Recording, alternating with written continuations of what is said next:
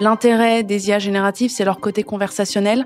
Est-ce qu'on peut imaginer un petit peu des interfaces de chat, quelque chose comme ça qui qui te mettent en situation? Imagine que tu as eu un cours sur la technique de vente. Là, je te mets en face d'un prospect qui te pose des questions et je teste ta capacité à répondre à ces questions. Donc là, avec ChatGPT, on peut faire ça de manière automatique et assez performante. Bonjour et bienvenue sur Data Driven 101, le podcast qui s'intéresse aux applications concrètes et variées de l'intelligence artificielle et de la data. Je suis Marc Sanselme, fondateur de Scopeo, agence d'intelligence artificielle qui accompagne toutes les entreprises à tirer le meilleur de cette technologie. Sur Data Driven 101, notre podcast, je reçois chaque semaine des professionnels d'horizons variés qui viennent nous partager leur vision, leurs convictions et leurs expériences. Aujourd'hui, je reçois Marie Dorier. Marie a travaillé en tant que data scientist chez Lyft puis chez Netflix dans la baie de San Francisco avant de rejoindre 360 Learning à Paris en tant que machine learning engineer. 360 Learning est une plateforme de formation pour les entreprises basée sur l'apprentissage collaboratif. Bonjour Marie. Bonjour Marc, merci de me recevoir. Avec grand plaisir. Alors, est-ce que tu peux nous parler de 360 Learning un peu plus en détail ? Tout à fait. Alors 360 Learning, c'est une plateforme de formation à destination des entreprises. Donc ça va permettre aux équipes formation des entreprises, mais aussi aux experts métiers, de créer des formations personnalisées pour les employés. Et donc ça va permettre l'intégration de nouveaux collaborateurs, la formation à des techniques de vente ou de leadership, des formations obligatoires. Ok. De l'onboarding à la formation, à des développements de compétences. Tout à fait. Alors quel genre de data vous manipulez du coup et comment vous êtes organisé pour la manipuler ? Alors, effectivement, on a en fait deux équipes un petit peu. Il va y avoir une équipe data à proprement parler, dont je ne fais pas partie, et qui va là ingérer un petit peu différentes données et les rendre visibles pour différentes équipes au sein de l'entreprise. Par exemple, les équipes de vente pour visualiser un petit peu les funnels d'acquisition et des prospects, les équipes marketing pour voir les différents canaux, les équipes des opérations, des données Salesforce, et aussi les équipes produits, et un petit peu visualiser et comprendre nos métriques clés, le nombre d'apprenants, le nombre de cours créés, le nombre d'auteurs. Donc ça va être un de leurs premiers objectifs. En deuxième objectif, ils vont aussi rendre ces données visibles par nos utilisateurs, par nos clients même, par exemple sur la plateforme, ou alors permettre aux clients d'aller chercher eux-mêmes leurs données de formation pour comprendre quelles sont les formations suivies, quels apprenants les ont suivies et d'autres données de ce type. Donc, il va y avoir plein de sources de données, à la fois de l'utilisation de la plateforme, mais aussi externes d'acquisition et de revenus. Et ensuite, la deuxième équipe dont je fais partie, là, ça va être l'équipe vraiment intelligence artificielle, IA, qui va être une équipe beaucoup plus orientée produit et dont l'objectif va être vraiment de construire des fonctionnalités à destination de nos utilisateurs sur la plateforme et qui utilisent l'intelligence artificielle. Ok. Alors, quel est le besoin en intelligence artificielle ? Alors, il y en a plusieurs. Historiquement, le besoin d'intelligence artificielle, ça a commencé par une fonctionnalité un peu classique, en fait, de recommandation de contenu pour les apprenants. Donc, si tu as déjà suivi des formations sur ta plateforme, on va te recommander d'autres cours en fonction de ce que tu as suivi et de ce que tes collègues ont aussi suivi. Mmh. Donc ça a été la première fonctionnalité qu'on a créée et qui utilisait donc de l'intelligence artificielle, un modèle de recommandation de contenu. Oui. Et c'est ensuite, on s'est un petit peu plus concentré sur un autre type d'utilisateur de notre plateforme. Ce sont les auteurs qui vont en fait là créer des contenus sur notre plateforme pour ensuite pouvoir les diffuser à leurs employés. Et c'est là qu'on a intégré l'IA générative qui se prête beaucoup plus à ce genre de cas d'usage. D'accord. Voilà. Donc la partie recommandation qui se base plus sur les cours qui ont déjà été vus, ouais. Un peu comme la recommandation Netflix et compagnie. En plus simplifié. Ouais, d'accord. Voilà. Et donc, le deuxième volet, plus aide à la rédaction. Tout à fait, voilà. Alors, comment est-ce que vous avez découpé ce problème d'aide à la rédaction en sous-problèmes techniquement, si on rentre un peu dans le détail, quels sont les sous-problèmes résolus ? Donc, en gros, sur 360 Learning, donc en fait, les équipes formation, les experts métiers peuvent créer des cours, des formations. Donc, grâce à un outil auteur, donc un cours, ça va être en fait une succession de slides, de textes, images, vidéos et aussi des petits quiz pour rendre le cours un petit peu interactif. Donc, nous, notre fonctionnalité d'IA générative, qu'est-ce qu'elle va faire ? Elle va te permettre de créer un cours complet à partir soit en fait d'un document, donc un PDF ou un PowerPoint où tu as de l'information que tu souhaites diffuser au reste de l'entreprise, soit à partir plus simplement d'un titre ou des objectifs du cours. Et donc là, on va te créer ce cours complet avec l'introduction au cours, les différentes sous-parties, des images qui illustrent, des questions, les points clés du cours et tout ça à peu près en moins de 1 minute. Donc ça, c'est un petit peu la fonctionnalité globale. Alors, comment on s'y est pris? On n'a pas tout fait d'un coup, on n'a pas eu la vision tout de suite d'un coup. La première fonctionnalité, la plus simple qu'on a commencé à construire à l'été 2022, donc même avant ChatGPT, en fait, c'était la génération de questions. Donc, on s'est rendu compte en parlant à nos auteurs que créer des questions pour un peu tester les connaissances des apprenants et rendre le cours interactif, c'est assez fastidieux à faire, mais pourtant, c'est assez essentiel. Et donc, ce qu'on a fait, c'est tout simplement, on va prendre le contenu de ton cours, et on va te proposer, à partir de ce contenu, une dizaine de questions avec bonnes et mauvaises réponses que tu peux ensuite sélectionner pour intégrer à ton cours. Donc ça, c'était vraiment la première partie, assez simple, pour commencer à aider les auteurs à la création de contenu. Et ensuite, on a créé 2 fonctionnalités. Donc là, on va vraiment te générer le cours en entier. La première à partir du document. Donc, tu as un document que tu souhaites résumer, synthétiser en un cours, mais tu n'as pas forcément le temps, tu n'as pas forcément l'expertise pour créer ce cours-là. Et donc là, on va te simplifier, on va te le résumer et t'en faire un cours. Et enfin, la 3e partie, c'était donc de créer un cours à partir seulement d'un titre et des objectifs pour ce cours. Donc, tu sais que tu veux créer un cours sur le machine learning avec tels objectifs et nous, on va pouvoir te le créer en entier. Mais la connaissance, elle part d'un document fourni par le client? Alors, il y a les 2. Si tu pars du document, donc si tu crées le cours à partir du document, effectivement, là, on va essayer de rester fidèle au document que tu nous donnes et on va pas aller chercher ailleurs. On va demander à ChatGPT de rester vraiment fidèle au document d'entrée. Et c'est là, tu poses une question intéressante, c'est qu'ensuite, quand on crée le cours à partir d'un titre, on a voulu essayer de rendre, en fait, cette création, cette génération un peu plus personnalisée aux entreprises, aux auteurs et pas juste avoir du ChatGPT classique que tu pourrais obtenir en fait via leur interface sur OpenAI. Et donc c'est là qu'on intègre en fait une technique qu'on appelle communément RAG. Et en fait, ça va être une génération augmentée grâce à de la récupération de données. Et donc ce qu'on va faire, c'est qu'on va utiliser les données des cours qui sont déjà créés par nos entreprises. Et quand tu vas rentrer un titre sur le machine learning, sur les techniques de vente, en fait, on va aller chercher dans le répertoire des cours que tu as déjà créés s'il y a des cours qui s'y rapportent déjà. Et ensuite, quand on a trouvé ces contenus-là, quand on va demander à ChatGPT de générer, on va inclure dans le contexte à ChatGPT ces données-là. Et donc, on espère que ça va rendre en fait le cours beaucoup plus pertinent, qu'il va savoir reconnaître des mots assez techniques propres à une entreprise, des logiciels, même différentes équipes, différentes structures pour que le cours soit beaucoup plus pertinent pour chaque client, pour chaque auteur. D'accord. Donc, à partir de d'autres cours, aller chercher de l'information qui aide à écrire. Voilà, les nouveaux cours. Okay. Voilà. Donc, on tire parti des données déjà existantes sur la plateforme. Ok. Alors, donc, tu nous as donné un peu de détails techniques déjà, mais si on reprend dans l'ordre, donc la génération de questions, là, ici, de quoi on parle? Là, c'est finalement assez simple pour le moment. Donc, c'est un appel à ChatGPT. Donc, en fait, on va concaténer en fait le contenu de ton cours, demander à ChatGPT de te générer des questions.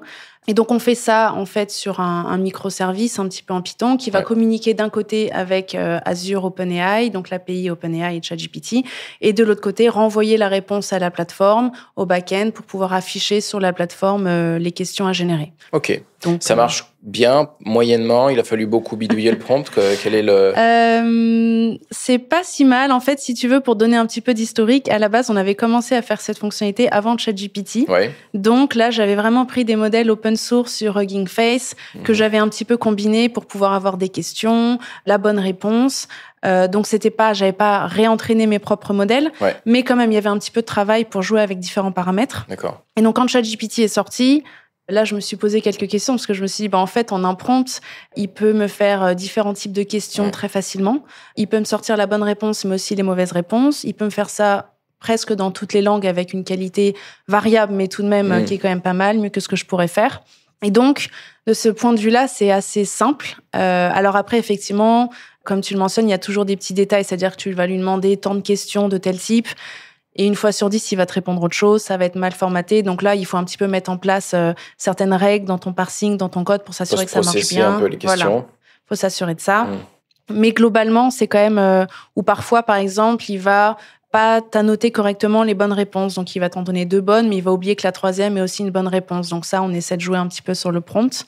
Parce que les questions, c'est des questions à choix multiples? Voilà. D'accord, ok. Choix multiples ou alors vrai-faux. Il y a différents... Voilà, c'est lui qui propose les choix multiples aussi. C'est ça. Je lui demande de me dire, 5 questions à choix multiples avec 4 options et au moins 1 à 2 bonnes réponses. Okay. Mais parfois, il se trompe un petit peu.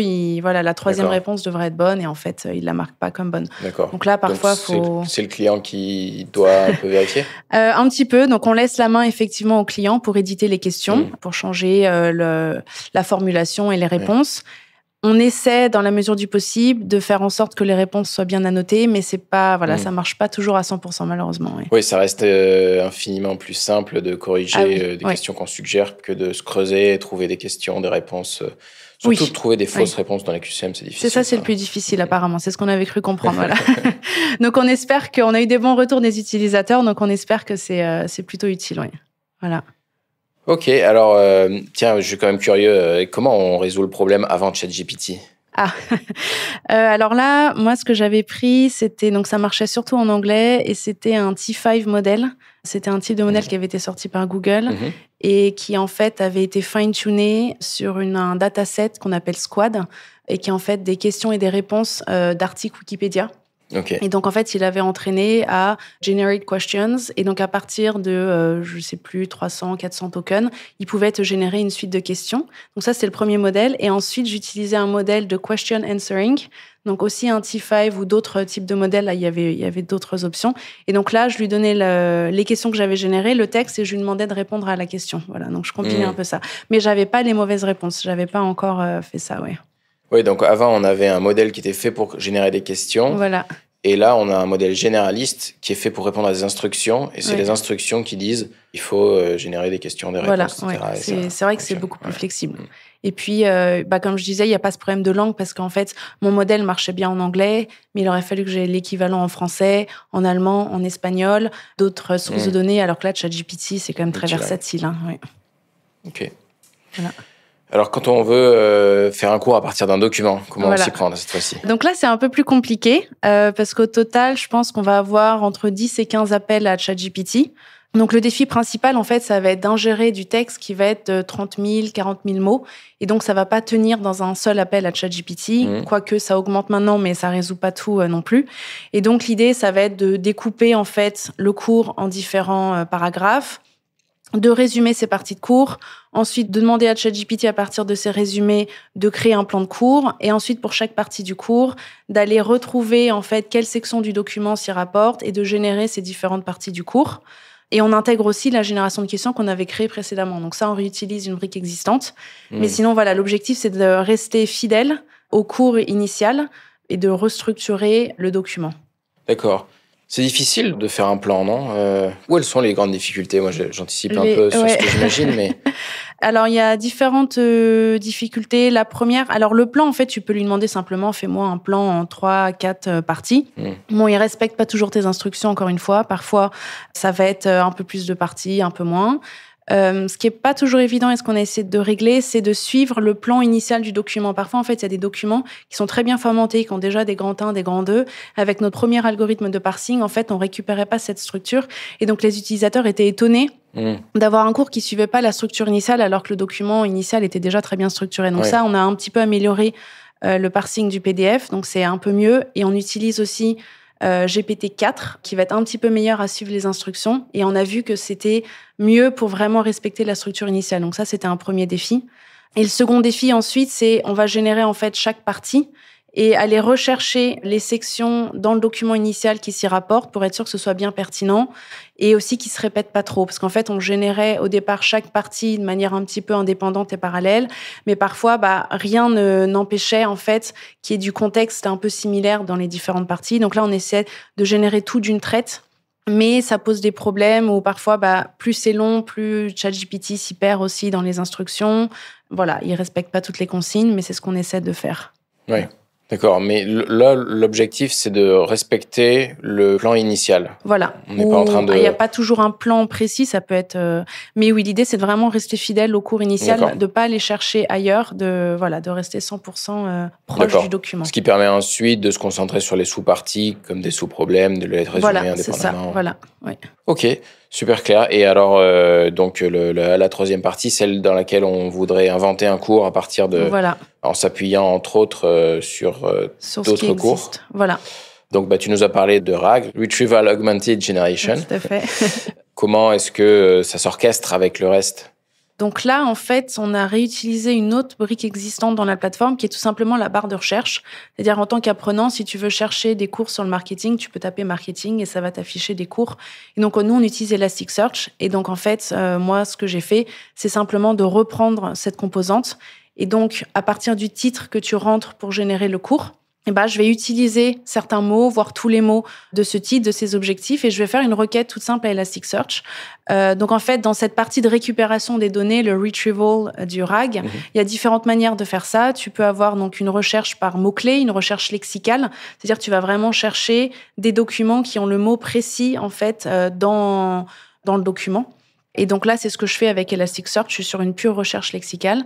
Et ensuite, tu pourrais varier ça, diversifier en utilisant ce qu'on appelle de la recherche sémantique, où au lieu d'aller chercher exactement le mot précis, tu vas chercher en fait des mots qui ont un sens assez similaire. Alors pour le moment, nous, on fait pas cette partie recherche sémantique. On pourrait, parce que Elasticsearch commence à proposer ces options de recherche sémantique et avoir en fait une version hybride à la fois lexicale et sémantique. Mais on a trouvé que ça marchait assez bien déjà en première approche avec juste une recherche lexicale. Donc voilà, donc ça c'est cette partie récupération.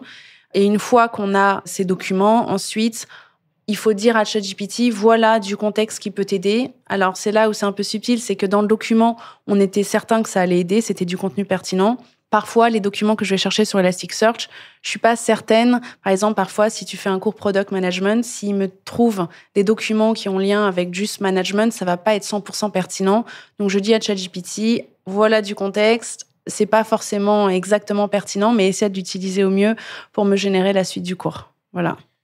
Et ça t'intéresse ou ça t'intéresse pas que ChatGPT utilise son prior, ce qu'il a déjà comme connaissance pour générer une partie du cours? Alors ça m'intéresse parce que il y a pas toujours en fait du contenu pertinent sur les plateformes. Donc dans un tiers des cas, on va dire, on génère des cours où en fait on n'a pas récupéré de contenu sur la plateforme. Et pour certains sujets, en fait, maîtriser Excel, maîtriser du management, des techniques de vente. En fait, ChatGPT est quand même assez bon. On a tous déjà testé des petites requêtes et il répond des choses assez pertinentes. Donc, on lui fait plutôt confiance sur ces sujets assez communs qu'on pourrait un peu trouver sur un article Wikipédia qui n'a pas besoin d'être mis à jour tous les jours. Donc là, on lui fait confiance. Là où ça va être vraiment utile, cette histoire de récupération, c'est sur des sujets beaucoup plus précis et techniques propres à des entreprises. Mais on est OK avec la base de données initiale de ChatGPT. On essaie juste de l'augmenter dans la mesure du possible. Et comment est-ce que vous qualifiez les trois sous-parties, les trois algos d'IA? Comment on vérifie la qualité? Là, tu touches à un point sensible. C'est pas évident. En fait, on a eu une approche jusqu'à présent assez manuelle. C'est-à-dire, par exemple, quand on a commencé à générer des questions, je prenais en fait un échantillon de cours qui avait déjà été créé sur la plateforme, je générais des questions, et là je demandais à des gens de l'équipe, assez simplement sur un front-end que je construisais en Python, de dire est-ce que cette question elle est bien ou elle est pas bien, et je regardais un petit peu le pourcentage de questions qui étaient acceptables. Pour la génération de cours, c'est encore plus compliqué parce que un cours c'est assez grand, c'est plusieurs parties, c'est des questions, c'est des points clés. Donc là, on va essayer d'adresser différents points. Est-ce que le plan du cours te paraît bien? Donc pareil, une approche manuelle. Donc on est beaucoup sur une approche manuelle jusqu'à présent. On essaye d'investir un peu plus sur une évaluation plus automatisée de la qualité des cours. Qu'est-ce qui fait que c'est un bon plan de cours? Comment on évalue que ChatGPT se répète pas entre les différentes parties? Comment on évalue la qualité d'une question? Comment on évalue le fait que les bonnes réponses sont bien précisées dans les options? Voilà, donc c'est un petit peu en cours pour le moment.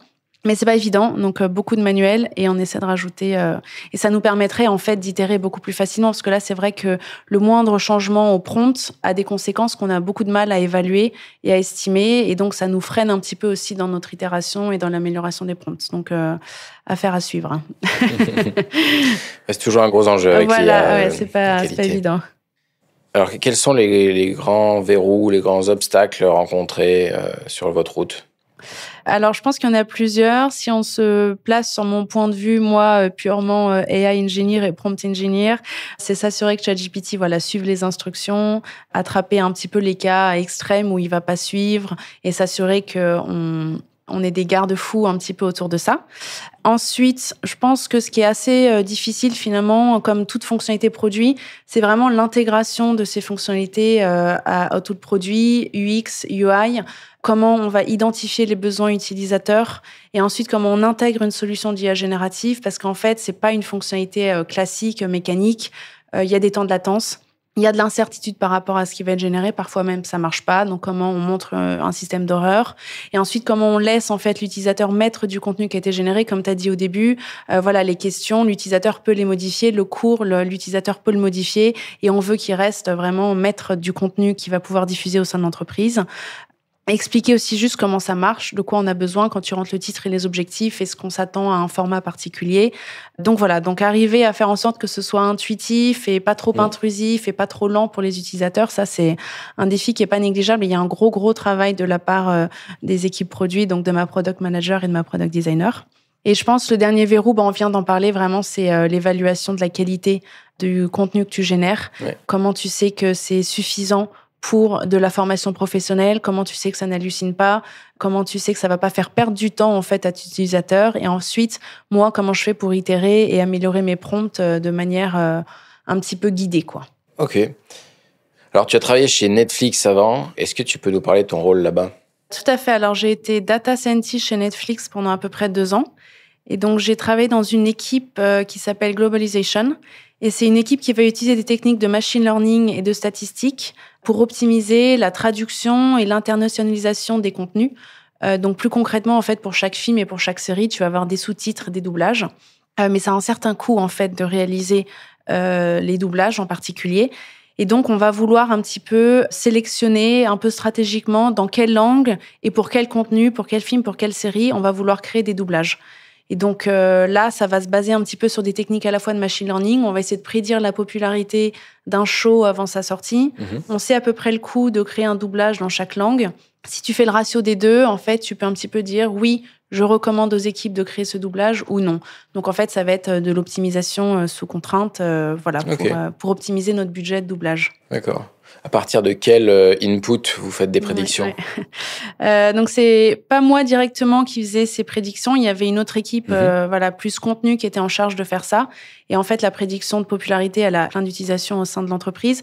Mais tout simplement à partir des données historiques, voilà, on sait que telle saison de telle série a eu telle popularité dans tel pays. On connaît un petit peu les caractéristiques de ces saisons, quel genre, quelle catégorie, est-ce que c'est plutôt du drame, de la comédie, de l'horreur? On sait un petit peu la langue, on sait le budget qui a été alloué à la création de ce contenu. Voilà, on a pas mal de données comme ça. La distribution? Distribution, oui, voilà aussi. Des acteurs, voilà, quand on sait. Parfois, quand on se rapproche un petit peu plus de la sortie, au-delà des tags, on a un petit peu plus un résumé, donc on va avoir des données un peu plus précises sur le contenu. Parfois même, on a des données avant la sortie sur IMDb ou ce genre de choses d'intérêt pour une série, mais là, c'est quand on devient vraiment très proche de la sortie. Donc voilà, donc on essaie d'aller chercher ce qui n'est pas toujours évident parce que 4 à 6 mois avant, en fait, on n'a pas toujours énormément d'informations sur. Et c'est le temps qu'il faut pour doubler, 4 à 6 mois. Voilà, c'est ça. En fait, les doublages, vraiment, ils doivent se décider maximum 4 mois à l'avance. Ouais. Donc, il y a souvent pas mal d'incertitudes. Alors, c'est plus simple, par exemple, pour une saison 2 ou une saison 3 d'une série parce qu'on a une idée, on peut se baser. Mais pour un film un peu nouveau ou une série nouvelle, c'est pas toujours évident. Voilà. D'accord, ouais. Et on décale pas les sous-titres par rapport à la sortie, on fait pas des sorties de sous-titres différées? Alors ça, c'est une bonne question. Si ça arrive, je pense. Parfois, ça peut arriver que pour une série, en fait, on n'ait pas prédit sa popularité. Et donc, on se rend compte qu'on rétropédale un petit peu. D'accord. Et on dit, oulala, faut faire les sous-titres dans cette langue. Et donc, ils sortent après. Et voilà, donc on a perdu cet effet initial, mais on pense quand même que créer les doublages et les sous-titres après vont quand même apporter un bénéfice en termes de visionnage. Mais ça arrive. Si possible, le moins possible, parce qu'en fait, il y a un temps un peu incompressible de création. Ok. Et alors, tu peux nous parler de tes projets Donc, il y avait, effectivement, moi, j'étais principalement sur ce projet de recommandation, c'est-à-dire je sais quel film... On sait dans la base de données quels films, quelles séries vont sortir dans les 6 prochains mois. Et moi, en fait, j'avais un algorithme qui rafraîchissait un petit peu tous les jours et qui recommandait aux différentes équipes, voilà, j'ai telle série, j'ai 10 ou 15 langues. Oui, non, est-ce que je te recommande de créer le doublage dans cette langue?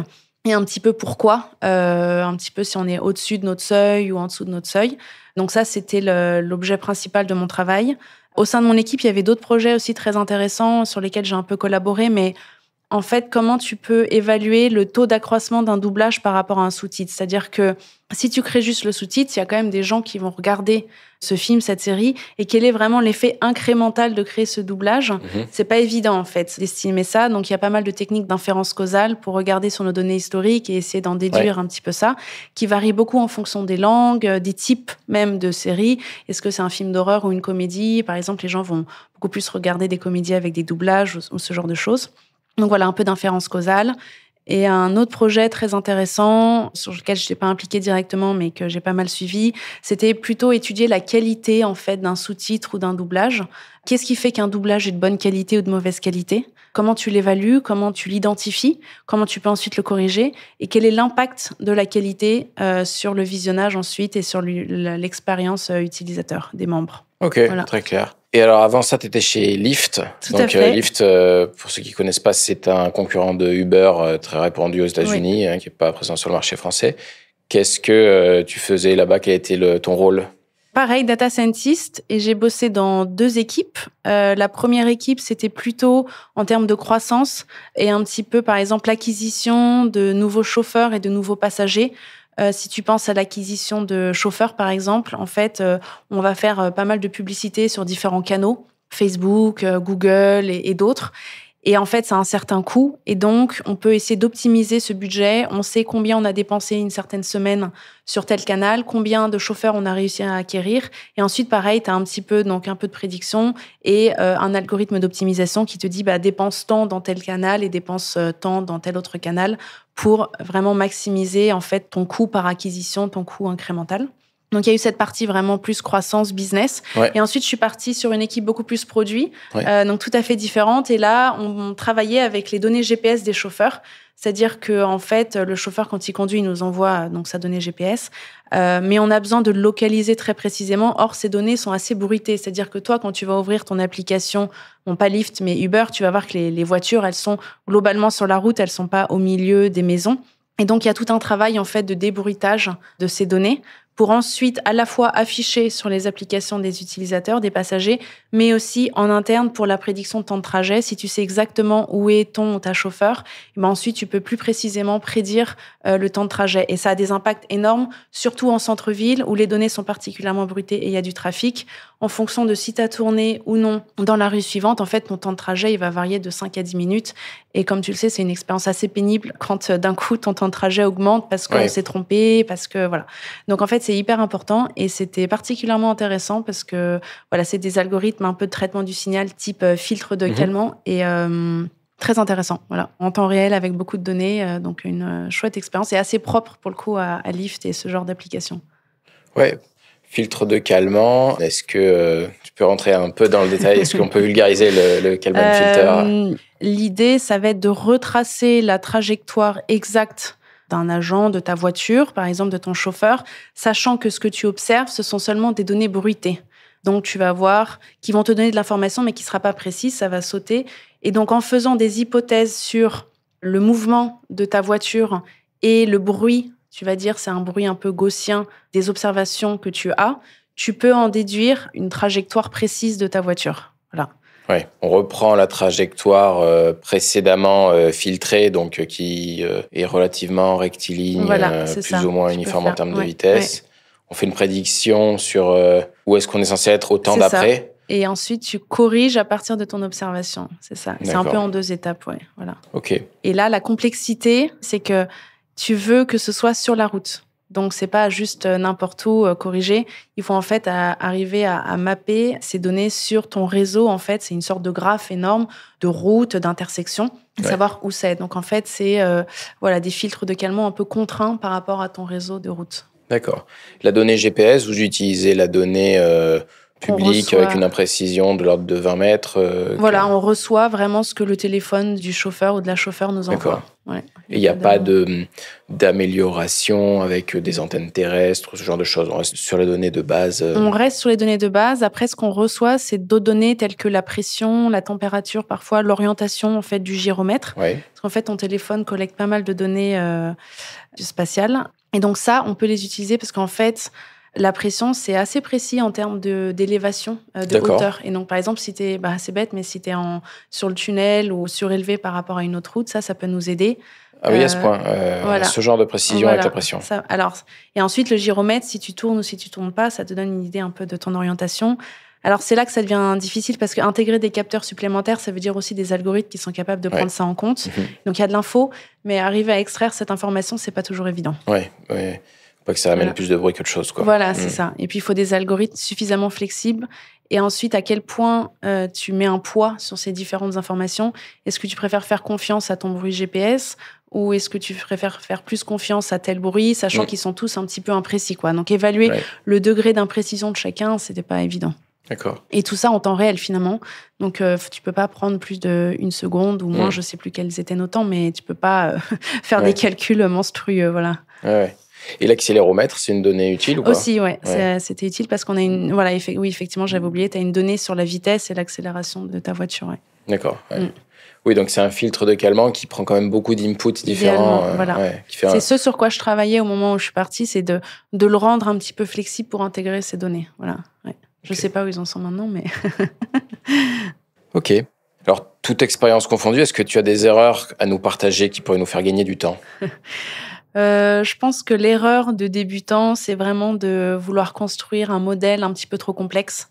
Si c'est du machine learning classique, d'avoir trop de features, de vouloir absolument tout intégrer et de faire un modèle très compliqué, très difficile à interpréter. Et même avec l'IA générative, parfois, un seul prompt va suffire, ou alors juste changer ton prompt va suffire, plutôt qu'essayer de même mettre en place du RAG tout de suite ou du fine-tuning. Donc voilà, essayer de partir sur une version un peu simple, avoir des retours des utilisateurs et à partir de là, itérer. Je pense que c'est le conseil que je peux donner à tout le monde et que j'essaie de me remémorer aussi régulièrement. Ok, qu'est-ce que tu préfères dans ce métier ? Moi, ce que j'aime bien, c'est un petit peu le côté rigueur mathématique. Tu vois, on a abordé pas mal de concepts mathématiques ensemble. Et en même temps, ce côté un peu créatif, d'essayer de comprendre comment tu peux jouer avec les différentes briques que tu as. Là, avec ChatGPT, il y a plein d'options. Il y a ces histoires de RAG, de récupération, de prompt, d'évaluation. Donc, il faut être un peu créatif, tout en étant rigoureux. Et finalement, c'est... moi, ce que j'aime beaucoup observer, c'est l'impact sur les utilisateurs. Quand là, chez 360 Learning, des auteurs nous disent qu'ils utilisent nos outils, nos fonctionnalités, pour moi, je trouve ça extrêmement valorisant. Et quels sont les plus grands points de douleur, plus grands pains ? Je pense que si on doit se rapporter à mon quotidien en ce moment, c'est plus le côté prompt engineering, donc un petit peu construire ses instructions à ChatGPT. Voilà, il est un peu capricieux et donc arriver à être un peu efficace et à obtenir ce qu'on veut, c'est ma douleur actuelle. Mais bon, ça va, c'est toute proportion gardée, ça reste correct. Et voilà, oui. Ok, alors qu'est-ce que c'est la suite chez 360 Learning ? Donc là, on a un petit peu construit ces fonctionnalités de création de cours. On continue un petit peu à itérer pour voir si on peut pas créer carrément des quiz entiers. Donc là, on a des questions un peu ponctuelles, mais carrément automatiser la création de quiz en entier pour ensuite évaluer les connaissances des utilisateurs, des apprenants après le cours. Et puis, on voudrait essayer aussi de se retourner plus vers une expérience apprenant. L'intérêt des IA génératives, c'est leur côté conversationnel. Est-ce qu'on peut imaginer un petit peu des interfaces de chat, quelque chose comme ça, qui te mettent en situation. Imagine que tu as eu un cours sur la technique de vente. Là, je te mets en face d'un prospect qui te pose des questions et je teste ta capacité à répondre à ces questions. Donc là, avec ChatGPT, on peut faire ça de manière automatique et assez performante. Donc ça, c'est une option. Et une autre option, ce serait peut-être aussi de rendre les cours encore plus interactifs avec de la génération d'images, de vidéos, de sons. Voilà, donc différentes options qui sont ouvertes à nous. Ok, programme alléchant. Voilà. Alors, est-ce que tu as un invité ou une invitée que tu souhaiterais recommander pour un prochain épisode de Data Driven 101 ? Bonne question. Je pense qu'il y a pas mal de gens très compétents autour de nous. Ce serait intéressant de parler à peut-être Nicolas Palliot qui travaille au sein de l'INSEE sur la rédaction de sondages et qui a une utilisation des données très intéressante pour, en fonction des réponses qu'il reçoit, les traiter et ensuite avoir une estimation précise de réponse à certaines questions. Ce serait intéressant d'avoir son point de vue. Effectivement. Merci Marie. Merci Marc. Vous venez d'entendre Marie Dourier, Machine Learning Engineer sur Data Driven 101.